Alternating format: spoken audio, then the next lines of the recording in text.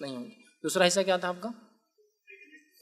دوسرا بھائی نے ایک سوال کیا تھا کہ اگر سورج اور چاند گرہن کے ٹائم اگر عورت حاملہ ہے، پریگننٹ ہے، تو اس کو لوگ بولتے ہیں کہ کوئی چیز مت کاٹو، کوئی کام مت کرو، اس سے چھری کا استعمال، خاص طور سے لوہے کا استعمال مت کرو، تو اس کی کیا حقیقت؟ تو بہرحال دیکھیے، یہ توہام ہے، یہ بھی اس کی کوئی سائنٹیفک بیسس نہیں ہے۔ جیسا کہ میں نے بہت سارے لوگوں کو دیکھا، جب بچے کے ہونٹ میں ڈیفارمیٹی ہوتی ہے، کبھی خراب ہوتا ہے، تو بولتے ہیں ہاں تمہاری امی نے نا سورج گرہن کے ٹائم پہ کام کرے ہوں گے۔ سمجھ رہے بات کو؟ چولہا جلائے ہوں گے، اس سے یہ ہوتا، ٹھیک؟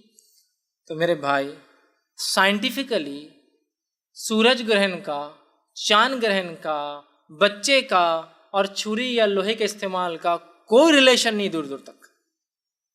سمجھ رہے بات کو؟ یہ توہام ہے جو غیر مسلموں سے مسلمانوں نے لیا ہے۔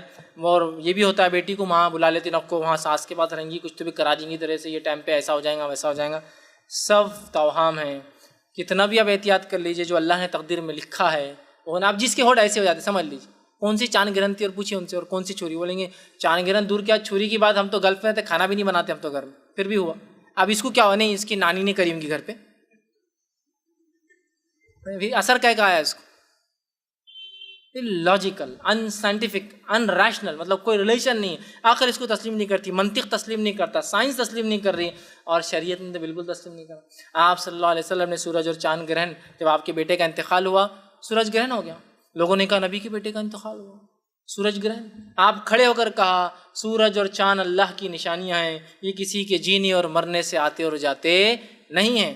ہاں بس ہوتا ہے نا، ارے وہ مر گئے تھے، بہت بارش ہوئی، بہت نیک تھے، نیک کیسے کیا بارش؟ کتنی بارش ہوئی، آسمان رو رہا تھا نا ان کے لیے۔ یا نبی ان کے بیٹے کی وفات پہ کہہ رہے سورج اور چاند اللہ کی نشانیاں ہیں، بارش کا ہونا، ہواؤں کا چلنا، آندھی کا آنا، طوفان کا آنا اللہ کی نشانیاں، مرنے اور جینے سے کوئی فرق نہیں پڑتا انہوں کسی۔ اگر آسمان کو بارش برسانا ہی ہوتی اور یہ رونا ہی ہوتا تو سب سے زیادہ نبی کی وفات پہ برستا برستا برستا اور برستا، نہیں برسا۔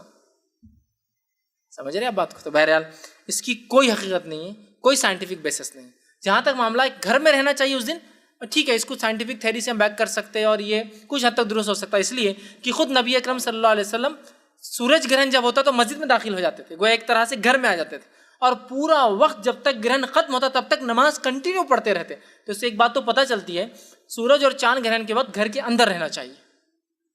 اگر کوئی یہ بولے کہ اگر سائنٹیفکلی کچھ ریز نکلتی ہے، اور ایسا ہوتا ہے، چونکہ سورج کے چھپ جانے سے کچھ ریز تو رک جاتی ہے اس کی، لیکن بہت ساری ایسی ریز، ایسی شعاعیں جو انسان کو نقصان دہ ہو سکتی ہے، وہ نکلتی رہتی ہے اس میں سے، سمجھ رہا؟ تو اس کو سائنٹیفک بیکنگ ہے، ایسا ہوتا ہے۔ تو اگر کوئی اس لحاظ سے بولے کہ چونکہ پریگننٹ عورت، حاملہ عورت، زیادہ چانسز سے، امکانات ہے کہ وہ شعاعیں اس کو لگے، تو وہ گھر میں رہے تو ٹھیک، یہ تو ٹھیک ہے، یہ ہو سکتا ہے سائنسی اعتبار۔ اس کے بعد بھی کچھ ہو جائے، اللہ کی مرضی، اللہ کی، ٹھیک۔ تو لہٰذا ایسا کچھ بھی نہیں ہوتا۔ جو بھائی نے سوال کیا کہ کیا پریگننٹ عورت کھانا نہیں بنانا، چولہا نہیں جلانا، چھری کا استعمال خاص طور سے بولتے نہیں تو بچے کا یہ کٹ نکلتا، انگلی میں فرق آتا، ڈبل انگلیاں آ جاتی، یہ سب بے بنیاد، بلا سر پیر کے یہ توہام ہے، جو ان تمام سے اپنے نفس کی اور اپنے آپ کی حفاظت کریں۔